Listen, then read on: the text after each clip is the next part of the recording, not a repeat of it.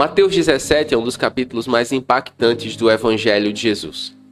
Neste capítulo vemos a transfiguração de Jesus, um evento que muda o rumo da história. Imagine a glória divina revelada diante dos olhos de Pedro, Tiago e João. Esse momento não é apenas uma visão celestial, mas uma confirmação poderosa da identidade de Jesus como Filho de Deus. A voz de Deus é ouvida, declarando seu amor e aprovação por Jesus. É impossível não sentir a urgência de entender o que isso significa para a nossa fé. Os discípulos são testemunhas de algo extraordinário, e nós também podemos ser tocados por essa revelação. A seguir, Jesus desce da montanha e encontra um menino possuído por um espírito maligno. A cura que acontece é uma demonstração clara do poder e compaixão de Cristo. Esse ato de libertação reforça a autoridade de Jesus sobre todas as coisas. E finalmente, uma lição sobre fé e confiança é dada aos discípulos. A importância de acreditar mesmo quando enfrentamos desafios é destacada.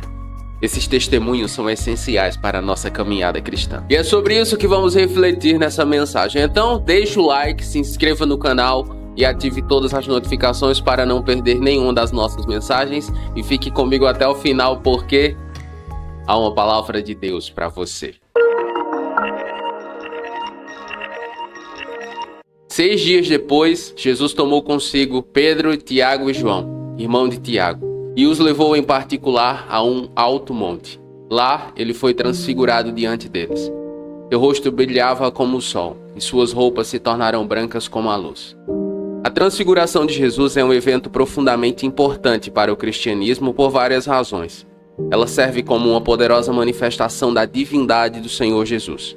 A mudança em sua aparência e a voz do Pai proclamando: "Este é o meu Filho amado de quem me agrado", reafirmam a identidade e a missão celestial de Jesus. Este evento ajuda a solidificar a fé de que Jesus é mais do que um líder religioso ou profeta. Ele é o Filho de Deus. A presença de Moisés e Elias, representando a lei e os profetas, respectivamente, simboliza que Jesus é o cumprimento de toda a tradição profética e da lei mosaica do Antigo Testamento.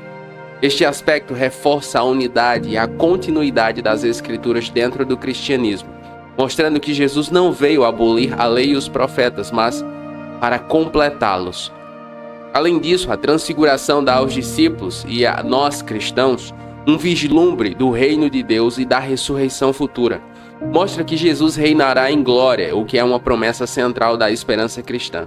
Este evento reforça a crença na vida eterna e na glorificação que aguarda os seguidores de Jesus.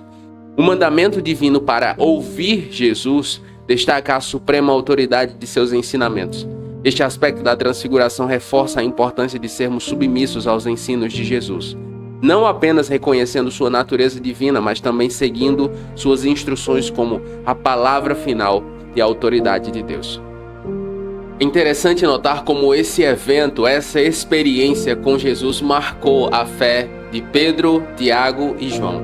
Tanto que o apóstolo Pedro escreve sobre ele depois, e o apóstolo João também. Mas Pedro, em sua segunda carta, no capítulo 1, versículos de 16 a 18, ele diz: "Não seguimos fábulas engenhosamente inventadas quando lhes falamos sobre o poder e a vinda de nosso Senhor Jesus Cristo, mas fomos testemunhas oculares de sua majestade." E esse é um testemunho poderoso sobre os evangelhos e sobre as cartas escritas após a ressurreição de Jesus. Pedro está dizendo: o que nós estamos compartilhando com vocês não foi tirado da nossa cabeça. Nós somos testemunhas oculares. Transfiguração de Jesus, meu irmão, minha irmã, revela a divindade do Senhor Jesus aos seus discípulos e também a nós, sua igreja. Em Hebreus capítulo 1, versículo 3, está escrito: "Ele, isto é, Jesus, é o resplendor da glória de Deus e a expressão exata do seu ser." Na transfiguração, os discípulos têm um vislumbre, um pequeno vislumbre da glória do Senhor Jesus. E quando ele vier, nós veremos essa glória em sua plenitude. E assim como ele é, nós o veremos. Naquele mesmo momento apareceram diante dele Moisés e Elias, conversando com Jesus. A presença de Moisés e Elias durante a transfiguração de Jesus é altamente simbólica e importante no contexto do cristianismo. Ambos são figuras centrais do Antigo Testamento e representam aspectos fundamentais da fé judaica que são completados em Jesus. Aqui estão as principais razões e significados por trás da presença deles. Moisés é tradicionalmente considerado o grande legislador de Israel, a quem Deus entregou a lei no Monte Sinai. Ele representa a Torá, fundamento da vida religiosa e ética do povo judeu. Elias é um dos maiores profetas de Israel, conhecido por sua poderosa pregação contra a idolatria e por sua sobrenatural ascensão ao céu num carro de fogo. Ele representa os profetas que chamaram Israel ao arrependimento e previram a vinda do Messias. A presença dos dois com Jesus durante a transfiguração simboliza que Jesus é o cumprimento da lei e dos profetas. Ele é apresentado como a figura central que une e completa as principais correntes da tradição religiosa judaica. A conversa deles com Jesus sobre sua partida iminente, que Lucas descreve como seu êxodo, isto é, saída, partida, revela uma preparação para o evento da crucificação e ressurreição. Assim, Moisés e Elias estão não apenas validando a missão de Jesus, mas também o preparando e aos discípulos para os eventos dolorosos que virão. A transfiguração assume um ponto muito importante na revelação da pessoa de Jesus. Ela marca a integração da missão do Senhor Jesus com a tradição judaica, isto é, o elo entre a antiga e a nova aliança. Em Romanos 3:21, o apóstolo Paulo fala sobre isso dizendo: mas agora, isto é, em Jesus, se manifestou uma justiça que provém de Deus, independente da lei, da qual testemunham a lei e os profetas. Este encontro é a representação do que o apóstolo Paulo está dizendo. Por isso que eu e você não precisamos guardar a lei, porque ela se cumpre plenamente em Cristo. E nele nós temos acesso a uma nova aliança. Além disso, a transfiguração mostra que Jesus é o centro da fé e das promessas de Deus. Sobre isso, em Gálatas 3:24, o apóstolo Paulo diz: assim, a lei foi o nosso tutor até Cristo, ou seja, ela nos guiou, digamos assim, ela nos ensinou, nos apresentou Deus até Cristo, para que fôssemos justificados pela fé. Por isso que eu e você podemos em Cristo viver uma vida abundante e com uma aliança superior. Enquanto ele ainda falava, uma nuvem luminosa os envolveu, e dela veio uma voz que dizia: este é o meu filho amado, e quem me agrada, ouçam-no. A voz de Deus, vinda do céu, nesse contexto serve como um selo de autoridade sobre os ensinamentos e ações de Jesus. Perceba, nós temos Jesus, Moisés e Elias, isto é, a lei e os profetas. Temos Jesus, que é o centro, o Filho do Deus vivo, e temos ali 3 colunas dos apóstolos de Jesus: Pedro, Tiago e João. A voz que vem do céu diz, isto é, aos discípulos, porque Moisés e Elias já sabiam disso, mas quem daria continuidade à missão? Os apóstolos. E Deus Pai está dizendo: ouçam-no. Ou seja, o próprio Deus Pai, ele dá testemunho da autoridade do Senhor Jesus. Por isso, em João capítulo 12, versículos de 49 a 50, o Senhor Jesus diz o seguinte: pois não falei por mim mesmo, mas o Pai que me enviou ordenou-me o que dizer e como falar. O que o Senhor Jesus ensinou, falou e a maneira como ele se comportou, ele recebeu essa instrução de Deus Pai. E o mandamento para ouvi-lo destaca a importância de seguir os ensinos de Jesus. O escritor aos Hebreus, no capítulo 1, versículo 2, ele diz: mas nestes últimos dias falou-nos por meio do Filho. Muitas pessoas, elas ficam querendo seguir a lei, guardar a lei e viver como viviam as pessoas antes da revelação de Jesus. Mas esse texto, a transfiguração, deixa muito claro que não é mais necessário. O problema muitas vezes é que as pessoas e muitos cristãos não conseguem ter um bom entendimento da Bíblia. Elas têm dificuldade de ler, entender e praticar a Bíblia no seu dia a dia, e por isso muitas vezes seguem doutrinas enganosas. Se você precisa de ajuda nesse sentido, eu acredito que o meu curso Sabedoria Bíblica para o Dia a Dia vai lhe ajudar. Com o método de estudo da Bíblia que eu compartilho nele, você vai conseguir ler, entender e praticar a Bíblia no seu dia a dia, tendo um bom entendimento das Escrituras. Eu acredito que vai ser bênção. Por isso eu vou deixar o link na descrição, caso você queira saber mais sobre ele.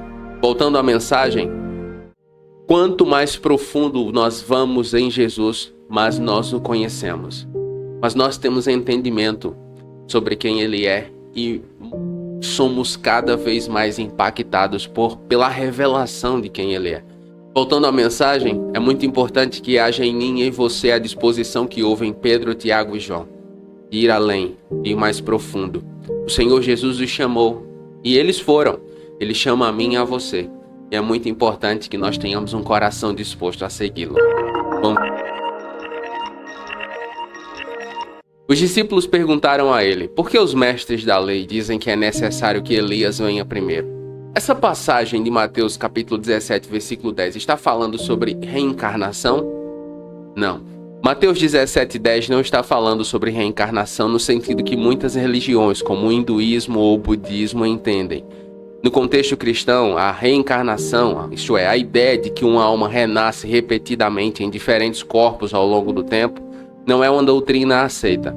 Em Mateus 17:10, quando os discípulos perguntaram sobre Elias e a afirmação de que ele deve vir antes do Messias, eles estão se referindo à expectativa judaica baseada em profecias do Antigo Testamento, especificamente em Malaquias 4:5, que diz que Elias voltaria para restaurar todas as coisas.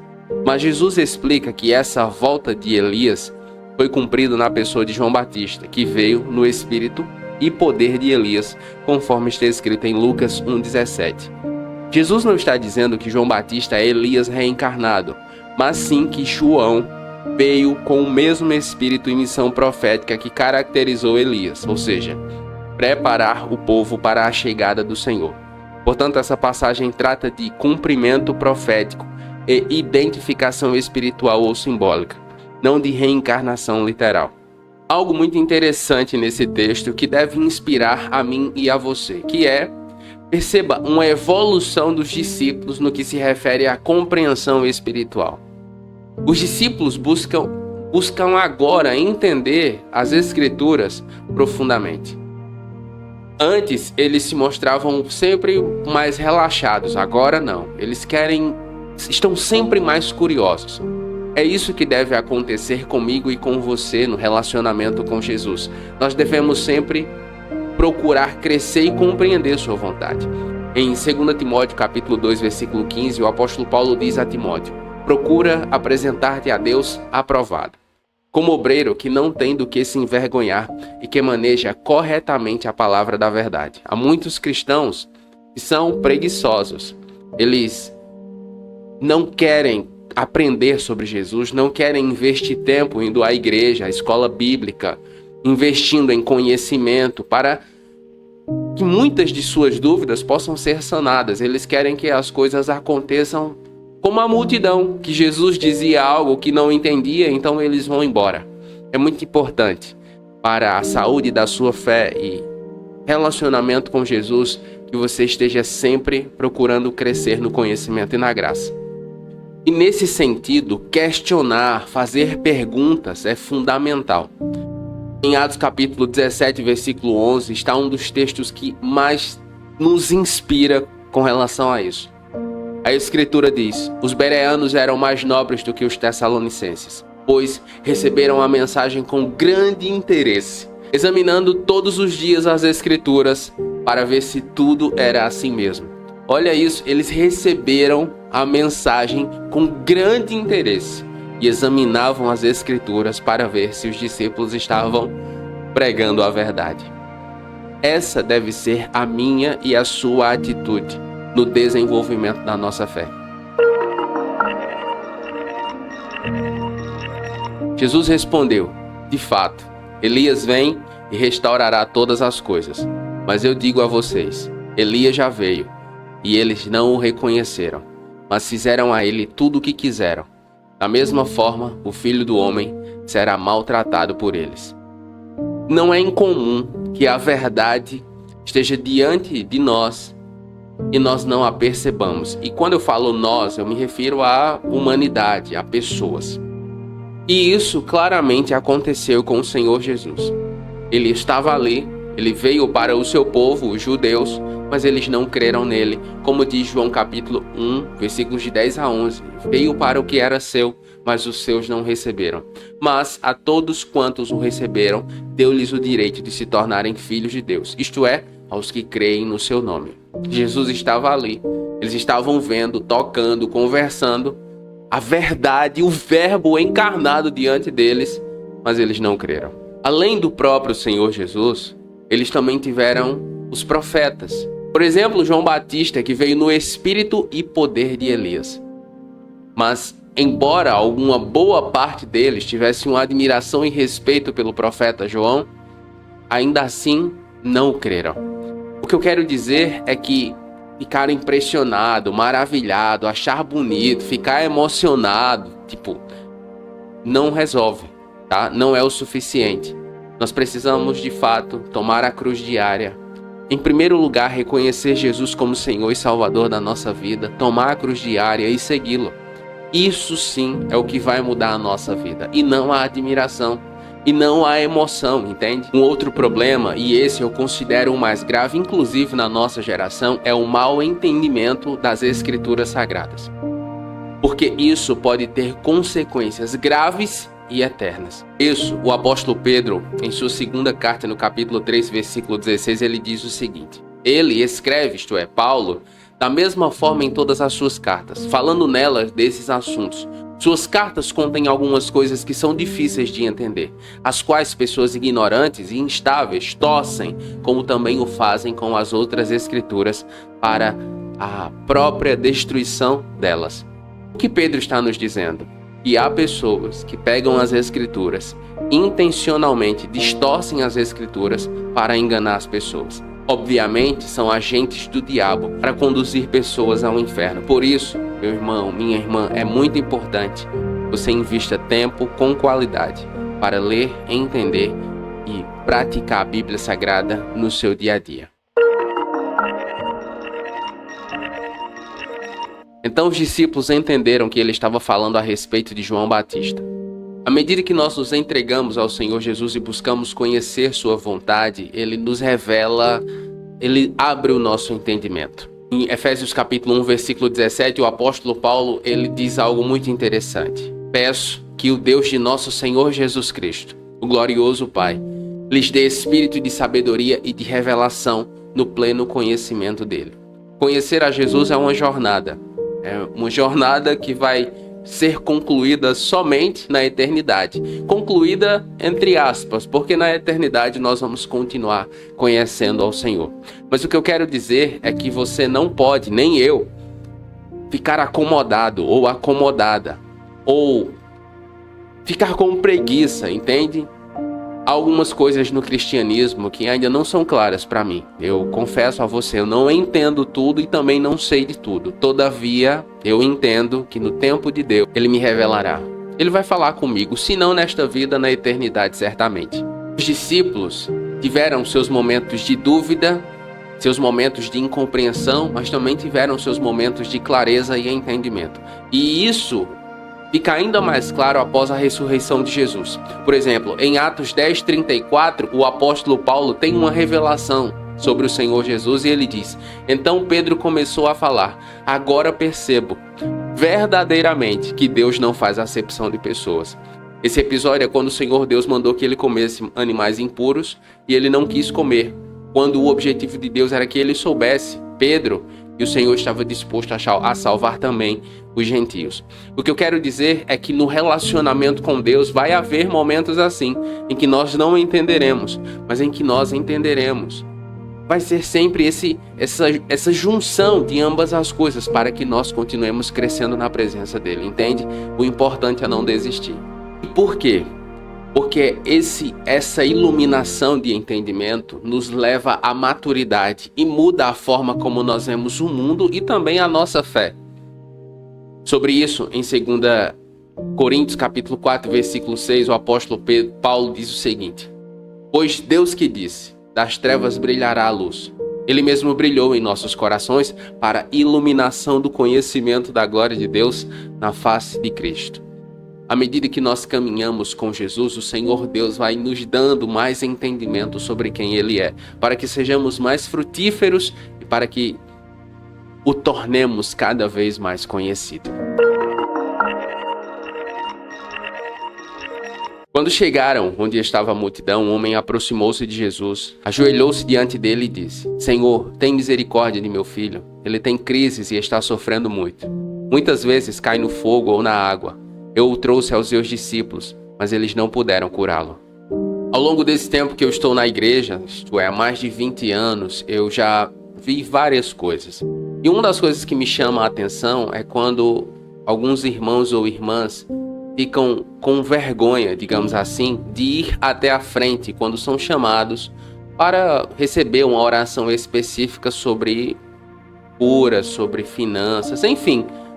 Normalmente, os pastores têm este hábito de sentem a direção de Deus e convidam as pessoas até a frente para receber a oração por seu problema específico. Não são poucas as pessoas que não querem por vergonha e muitas vezes eles justificam dizendo: não, Deus é poderoso para me curar lá ou aqui. É verdade.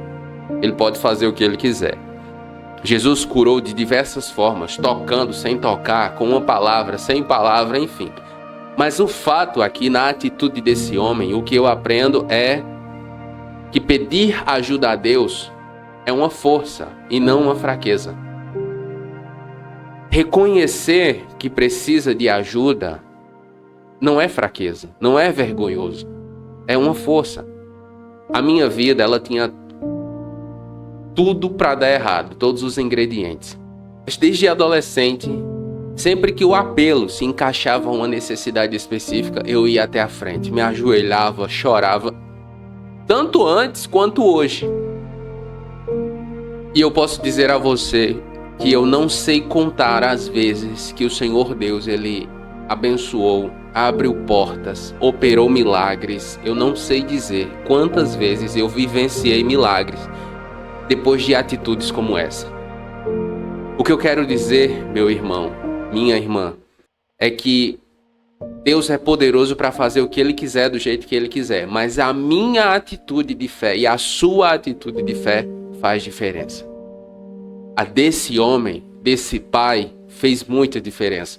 Quando nós olhamos para a Bíblia Sagrada, outros milagres, outras pessoas que, humanamente falando, nem receberiam um milagre, como o centurião, como a samaritana, como a mulher cananeia, como Jairo, receberam por sua disposição de fé. E fé está diretamente ligada à atitude. Pedir ajuda é um ato de humildade e coragem. Pequeno grupo, se você faz parte, peça oração aos irmãos, não se envergonhe não. No final das mensagens, eu sempre peço para que você coloque seu pedido de oração nos comentários. Não se envergonhe de colocar. Nós estamos orando sim. E meu irmão, minha irmã, a oração de um justo pode muito em seus efeitos. No Salmo 34, versículo 17 está escrito: os justos clamam, o Senhor os ouve e os livra de todas as suas tribulações. Olha isso. Então por que não clamar? Por que não pedir ajuda?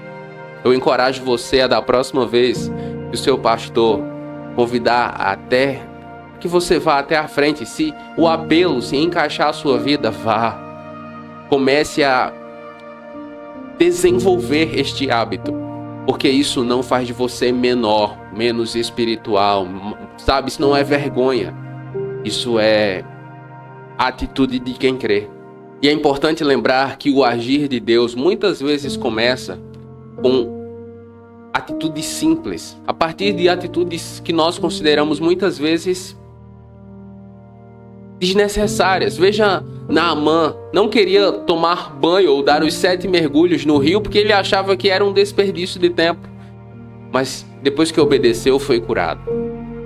Em 1 João capítulo 5, versículo 14 está escrito: e esta é a confiança que temos ao nos aproximarmos de Deus. Se pedirmos alguma coisa de acordo com a sua vontade, Ele nos ouve. Eu estimulo você a orar e alimentar atitudes de fé, passos de fé. Isso vai fazer muita diferença na sua vida. Respondeu Jesus: ó geração incrédula e perversa, até quando estarei com vocês? Até quando terei que suportá-los? Traga o menino aqui para mim. Jesus repreendeu o demônio que saiu do menino e desde aquele momento ele ficou curado. A incredulidade é um impedimento às bênçãos de Deus. Os discípulos já estavam com Jesus, já conheciam Jesus, já tinham recebido autoridade, mas aquele menino eles não conseguiram ajudar. E Jesus atribui o quê? A sua incredulidade. Hebreus 11:6 diz: sem fé é impossível agradar a Deus, pois quem dele se aproxima precisa crer que ele existe e que recompensa aqueles que o buscam. Havia momentos em que os discípulos criam, havia outros momentos em que eles não criam. É importante que a nossa fé ela seja consistente. A geração atual de cristãos do Brasil é tentada a não usar a fé, porque nós podemos resolver tudo, né, digamos assim, com as nossas próprias mãos, com sabedoria, com códigos, e isso vai deixando a nossa fé cada vez mais inoperante.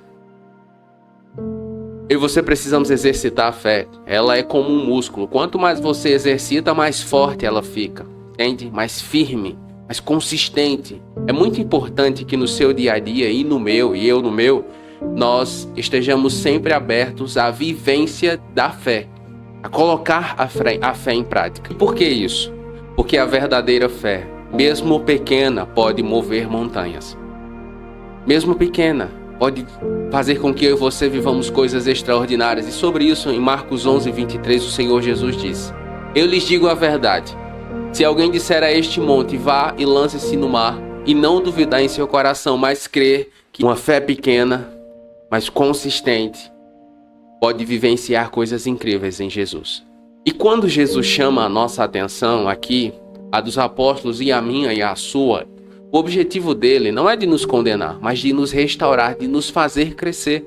E sobre isso, Gálatas 6, versículo 1, diz o seguinte: irmãos, se alguém for surpreendido em algum pecado, vocês que são espirituais devem restaurá-lo com o espírito de mansidão. Mas vigiem-se a si mesmos, para que vocês também não sejam tentados. Eu e você precisamos sempre da exortação.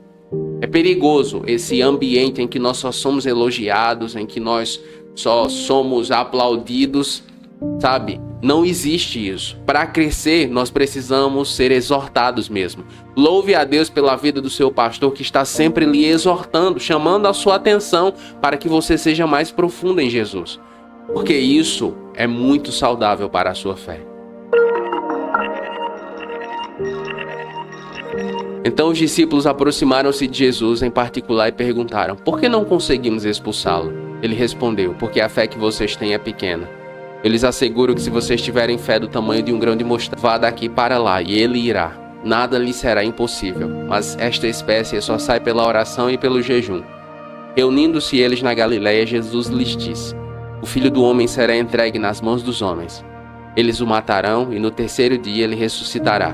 E os discípulos ficaram cheios de tristeza. Compreender e aplicar, vivenciar a fé genuína abre possibilidades ilimitadas para mim e para você. Mas é importante dizer que a fé genuína, a fé sincera, aquela que promove mudanças em nossas vidas, requer mais do que palavras. Ela exige ação, atitude, entende? E nesse sentido, Tiago capítulo 2, versículo 17, ele diz: assim também a fé, por si só, se não for acompanhada de obras, está morta. As minhas atitudes, decisões, estilo de vida precisam espelhar aquilo que eu creio, aquilo que você crê. Porque mesmo a menor medida de fé tem um potencial imenso. Mesmo você, novo convertido, nova convertida, mesmo você que ainda não leu a Bíblia toda, mas que tem uma fé que muitas vezes considera irrelevante, não pense assim. Jesus disse: mesmo a menor medida de fé tem um potencial imenso. O problema está na falta de fé. Essa sim nos impede de discernir a vontade de Deus. Veja, Jesus disse aos discípulos: o Filho do Homem será entregue, será torturado e morto e ressuscitará ao terceiro dia. Nos versículos de 22 a 26. Os discípulos ficaram tristes, mas eles não entenderam de fato o que Jesus queria dizer. E a prova está quando Jesus é preso e as coisas começam a acontecer e morre, eles ficam perturbados. Cada um volta para a sua própria ocupação. Eles não entenderam. Eu e você precisamos clamar ao Senhor constantemente, para que eu e você tenhamos uma fé ativa, que se veja no nosso dia a dia, e também um discernimento aberto para compreender a vontade dele para as nossas vidas. Quando chegaram a Cafarnaum, os cobradores do imposto do templo se aproximaram de Pedro e perguntaram: o mestre de vocês não paga o imposto do templo? O imposto do templo mencionado nessa passagem refere-se ao imposto anual que os judeus pagavam para suporte do templo de Jerusalém. Ele tinha suas raízes no que era originalmente uma contribuição para o tabernáculo, conforme descrito em Êxodo capítulo 30, versículos de 11 a 16. A taxa estabelecida era de meio ciclo, que era uma pequena quantidade de prata. Este imposto era obrigatório para todos os judeus adultos, independentemente de sua situação socioeconômica, e era usado para cobrir os custos de manutenção do templo e para financiar os sacrifícios e serviços religiosos. Por ser um tributo religioso, ele tinha um significado espiritual profundo, simbolizando a participação e o compromisso do povo judeu com o templo e suas práticas. Durante o período do Segundo Templo, especialmente em torno do Templo de Jesus, esse imposto era coletado rigorosamente até mesmo dos judeus que viviam fora da Judéia, mostrando a extensa influência e a importância do templo na vida judaica. O pagamento era geralmente feito no mês de Adar, antes da Páscoa. O episódio de Mateus 17 mostra Jesus lidando com a questão do imposto do templo de uma maneira que marca sua sabedoria e seu respeito pela lei, enquanto ao mesmo tempo revela sua natureza divina através do milagre do pagamento. Ao fazer isso, Jesus também ensina sobre a liberdade dos filhos do rei, tocando em questões mais profundas de identidade e obrigação espiritual. Esse texto deixa muito clara a integridade do Senhor Jesus com relação às suas obrigações civis. E para nós, o exemplo deve ficar. A nossa fé deve refletir na nossa integridade, no nosso comportamento enquanto cidadãos, na questão dos impostos, na questão das leis. Devemos ser um exemplo. Certa vez, conversando com uma irmã, ela congregava em uma igreja e ela veio me contar um testemunho sobre como Deus havia provido energia para a igreja. Era uma igreja pequena, eles estavam começando em dificuldades. Ela disse: Diego, Deus proveu energia para a nossa igreja. Eu disse: foi, irmã, e como? Ele disse: o pastor, ele fez uma ligação direto no poste e agora a gente não vai mais precisar pagar energia, que ele fez essa ligação. Eu disse: no caso, o seu pastor fez um gato.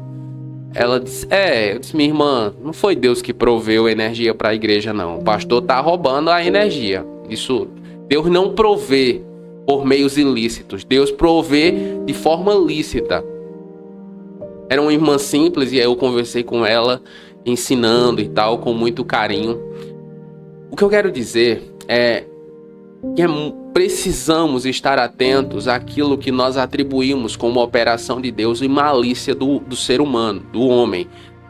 Em Provérbios capítulo 12, versículo 19, está escrito: os lábios honestos durarão para sempre, mas a língua mentirosa dura apenas um momento.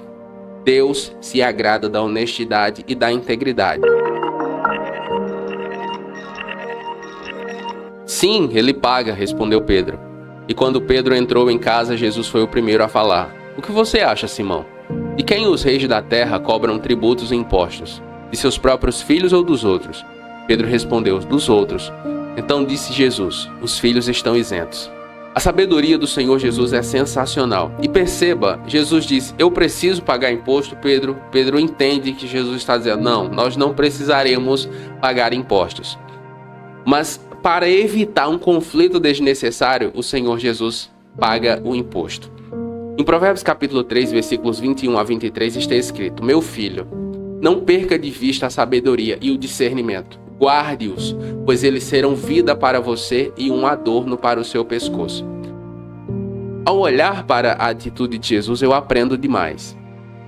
Ele não era obrigado a pagar o imposto, porque ele é o ele é o príncipe do reino. Mas ele pagou para evitar um conflito desnecessário. Quantas vezes eu e você não podemos fazer a mesma coisa e nós não fazemos? Nós buscamos o conflito. Que Deus nos dê sabedoria para promovermos a paz em vez da guerra. O Senhor Jesus nos ensina a escolher as batalhas que valem a pena lutar. Há cristãos que estão esgotados, travando lutas que Deus nunca quis que eles lutassem. E para as lutas que ele realmente deveria lutar, eles não têm energia, discernimento, paciência, fé, não tem mais não, porque eles já gastou tudo com o que não importava. Em Efésios capítulo 6, versículo 12, o apóstolo Paulo escreve: pois a nossa luta não é contra seres humanos, mas contra os poderes e autoridades, contra os dominadores deste mundo de trevas, contra as forças espirituais do mal nas regiões celestiais. Meu irmão, minha irmã, a verdadeira liberdade em Cristo não abusa da graça de Deus, mas a demonstra. Nós somos canais da graça de Deus. Nós precisamos liberar amor, paciência. As pessoas precisam olhar para mim e para você e encontrar um ponto de equilíbrio, entende? O apóstolo Paulo, em Gálatas 5,13, ele diz: vocês, irmãos, foram chamados para a liberdade, mas não usem a liberdade para dar ocasião à carne. Ao contrário, sirvam uns aos outros mediante o amor. Vamos servir as pessoas, vamos amar as pessoas. Nós precisamos ser intencionais nisso. Mas para não os escandalizar, vá ao mar, lance um anzol e abra a boca do primeiro peixe que você pegar. Lá você encontrará uma moeda suficiente para pagar o meu e o seu imposto. Pegue-a e dê a eles. O Senhor Deus, Ele cuida de nossas necessidades de forma que jamais vamos imaginar. Esse milagre é lindo demais. E Ele aborda questões do dia a dia. Veja, Jesus cura pessoas, ressuscita pessoas. Ele faz... mas Ele sempre está operando em questões do dia a dia. Ele multiplica pão e peixe para a multidão comer que está com fome. Aqui Ele provê para que o imposto seja pago. Deus quer cuidar de nós. Ele quer cuidar da área financeira da nossa vida. Eu falo sobre isso de maneira bem detalhada no meu curso Finanças Saudáveis à Luz da Bíblia. Nele eu reuni praticamente todos os princípios bíblicos sobre a administração financeira. E a vontade de Deus para essa área da nossa vida. Se você precisa de ajuda nesse sentido, eu acredito que Ele é o guia e vai levar você para o próximo nível. Eu vou deixar o link dele na descrição desse vídeo aqui. Voltando à mensagem, é importante notar que obedecer a Deus traz soluções divinas, sobrenaturais para problemas naturais. Pagar imposto era um problema natural. Assim como era difícil para eles, também o é para nós hoje. As pessoas, eu cresci, meu pai falando mal do Brasil. E os jornais falam mal do Brasil. Todo mundo fala mal do Brasil. Mas quando eu comecei a entender a Bíblia Sagrada de forma mais profunda, a mente me vem, quando eu penso no Brasil, o cativeiro de Israel durante os 70 anos. E o profeta Jeremias escreve a eles, porque o povo quer se revoltar, o povo quer se rebelar, o povo não quer aceitar o cativeiro. Jeremias escreve uma carta que Deus manda. Isso está em Jeremias capítulo 29. E Deus ordena que eles orem pela paz da cidade, que eles trabalhem, que eles se casem, que eles procurem a paz da cidade, porque na paz deles, eles teriam paz. E o Senhor Deus os exorta a que eles prosperem ali. Eu acredito que falta muito disso na nossa nação e em nós cristãos especialmente. Nós estamos muitas vezes seguindo o curso da multidão e gritando que está tudo errado e queremos mudar no braço e tal. Mas nós mesmos não mudamos, não faz sentido que eu queira uma mudança global quando ela não é real em mim. Em Josué capítulo 1, versículo 9, o Senhor Deus diz a Josué: não fui eu que lhe ordenei? Seja forte e corajoso. Não se apavore nem desanime, pois o Senhor, seu Deus, estará com você por onde você andar. Meu irmão, Deus quer mudar você e a mim. E essa mudança ela vai se espalhar. Mas ela precisa ser genuína primeiro em nós. Quando ela for genuína em nós, então ela vai se espalhar para o contexto em que nós estamos plantados. Vamos orar? Pai Santo, agradecemos pela revelação poderosa de Tua glória em Mateus 17. Assim como os discípulos testemunharam a transfiguração de Jesus, pedimos que nossos olhos sejam abertos para ver Tua majestade e santidade em nossas vidas. E possamos ouvir Tua voz claramente, reafirmando nosso propósito e identidade em Cristo. Senhor, ajuda-nos a confiar em Teu poder, especialmente quando enfrentamos situações difíceis. Como aquele menino foi liberto, rogamos que Tu nos liberte de todas as forças que nos afastam do Senhor. Dá-nos a fé inabalável que Jesus ensinou aos seus discípulos, para que possamos mover montanhas em Teu nome. Que a lição de Mateus 17 nos fortaleça e nos aproxime mais do Senhor, vivendo cada dia na certeza do Teu amor e da Tua presença constante. Em nome de Jesus, nosso Salvador, nós oramos crendo. Amém. Qual foi a parte dessa mensagem que mais falou com você? Me diga nos comentários. E se você quer saber como a pergunta certa atrai a cura, assista o vídeo que vai aparecer na tela. Eu tenho certeza que ele vai edificar a sua vida. Nos comentários, faça seu pedido de oração e nós estaremos orando com você e por você. E se ficou comigo até aqui, escreva aí nos comentários: o Deus que provê. E eu vou saber que você ficou comigo até o final. Eu oro para que Deus abençoe a sua vida e até a próxima.